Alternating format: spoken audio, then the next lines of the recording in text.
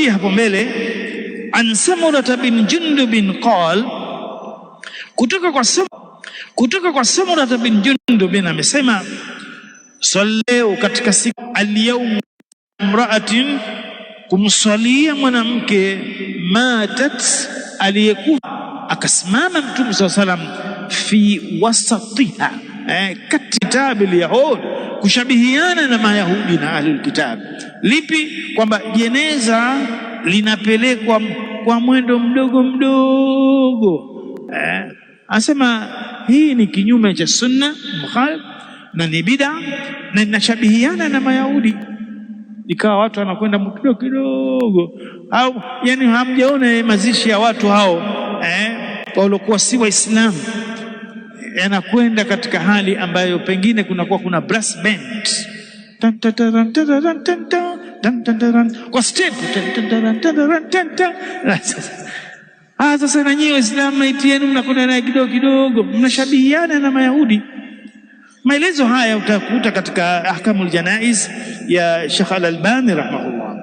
Naam, hadithi inofuatia hapo mbele, an Samurata bin Jundubin qal, kutoka kwa Samurata bin Jundubin amesema, sallaitu, niliswali waraa an-nabi sallallahu alaihi wasallam, nyuma ya Mtume sallallahu alaihi wasallam. Sallaitu, niliswali waraa an-nabi, nyuma ya Mtume sallallahu alaihi wasallam, ala mra'atin, kumsalia mwanamke matat, aliyekufa, fi nifasiha, katika nifasi yake, yani baada ya kuzaa. Faqama, akasimama Mtume sallallahu alaihi wasallam, fi wasatiha, katikati ya yule mwanamke.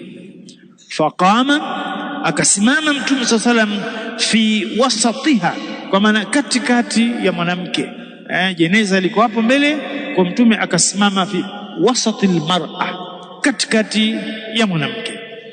An Samurata bin Jundubin qal, kutoka kwa Samurata bin Jundub amesema, sallaitu, niliswali waraa, nyuma an-nabii sallallahu alaihi wasallam, kwa maana mimi nilikuwa maamuma na Mtume alikuwa imam. Ala mra'atin, kumsalia mwanamke. Ala mra'atin, kumsalia mwanamke. Mwanamke gani? Matat, aliyekufa mwanamke huyu, fi nifasiha, katika nifasi yake. Yani nifasi ni damu ambayo mwanamke huwa aipata baada ya kujifungua. Faqama, Mtume salam akasimama katika sala hii ya mwanamke huyu ya maiti, fi wasatiha, yani katikati. Kwa hivyo akawa amemgawa nusu nusu, akakaa katikati. Ibn Uthaymeen rahimahullahu akaisherehesha hadithi hii akasema ya kwamba huyu mwanamke ala mra'atin hiya ummu Ka'b al-Ansariya, huyu alikiitwa mama Ka'b al-Ansariya. Na ilipokuja tamko la fi nifasiha, katika nifasi yake, yakusudiwa ay matat fi muddati nifasi, amekufa katika ule muda wa nifasi. Kwa hiyo huyu aambiwa kwamba amejifungua salama usalimini. Kwa nifasi inakuwa kwa wingi wake siku 40. Na utasikia shatoka 40, shatoka 40, shatoka 40. Sasa katika ile hali ya nifasi, zile siku zile ambazo za 40 zile, huyu mwanamke ndio akafa. Kwa hiyo hakufa katika ile tukio la kujifungua, amekufa katika nifasi. Na fakama fi wasatiha, akasimama bwana Mtume sallallahu alaihi wasallam katikati ya mwanamke huyu. Kwa hiyo hapa inaonyeshwa udhahiri wa sunna, kaifia endapo imam anaposwalia jeneza, kama itakuwa ni jeneza la maiti mwanamke, atasimama katikati.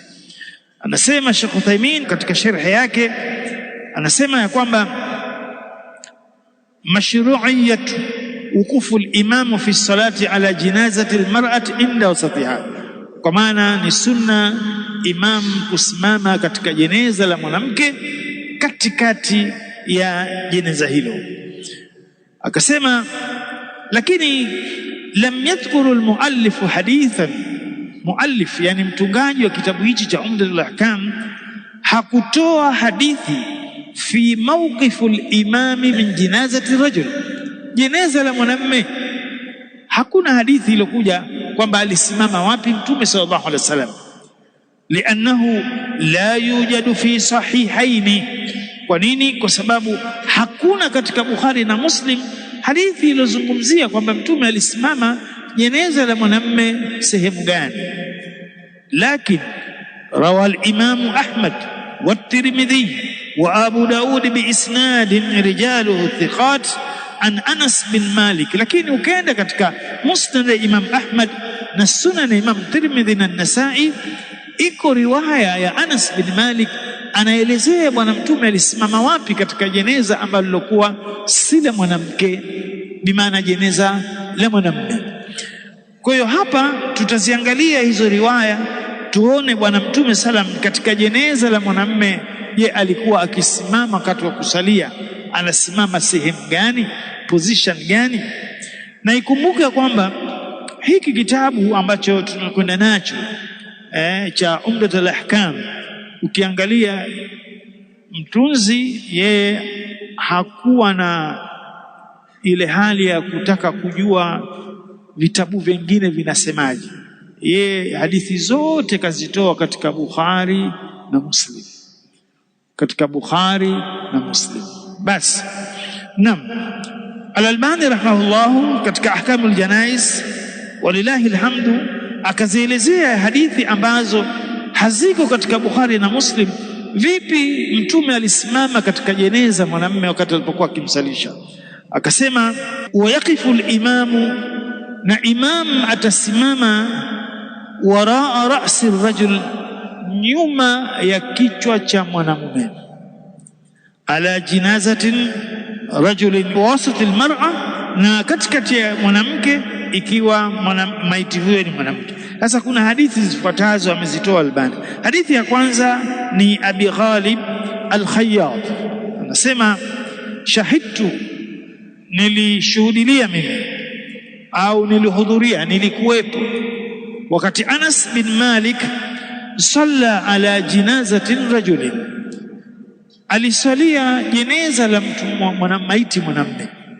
Faqama inda ra'si, alipoletwa ile jeneza Anas bin Malik ndo asalia imam, akenda mpaka kwenye kichwa cha yule maiti, akasimama nyuma yake pale, ndio tena akasalia. Wa fi riwayati ra's as-sarir, falamma rafa'a, alipomaliza kumsalia maiti huyo wa kiume, utia, likaletwa bijinazatin imra'atin min Quraish au min al-Ansar, likaletwa jeneza jingine sasa la mwanamke. Mwanamke huyu ima alikuwa ni Mquraish au alikuwa ni Ansar. Faqila lahu ya Aba Hamza, pakasema ya Aba Hamza, hadhihi jinazatun fulanatun ibnati fulan fasalli alaiha, jeneza hili ni la mwanamke anaitwa fulani binti fulani. Yaonesha kwamba hakukuwa na ati alama inaashiria kwamba hili jeneza la mwanamke, kama vile inavyoonekana sasa. Jeneza la mwanamke wewe huulizi, unaona linafungwa nini? Kanga. Ukiona tu kanga ya kumbe mwanamke. Sasa Anas bin Malik lilipoletwa jeneza akatanabahishwa ya Aba Hamza kwamba hili ni jeneza la mama fulani min fulani min fulani. Kwa maana kulikuwa hakuna masala ya jeneza kufungwa kanga ya mwanamke. Fasalla alaiha, akamswalia Anas bin Malik mwanamke huyo, lakini faqama, akasimama wasataha, katikati ya yule mwanamke. Wa fi riwayatin, na katika riwaya nyingine imekuja inda ajizatiha, kwa maana inda wasatiha, wa alaiha na'shun akhdar, na kulikuwa na kitanda hicho ambacho kilichokuwa ni rangi ya kijani. Wafina, anasema huyu rawi, na katika sisi tulioshuhudia jeneza lile, maiti zile kusaliwa, alikuweko bwana mmoja anaitwa Al-Ula bin Ziyad Al-Adawi.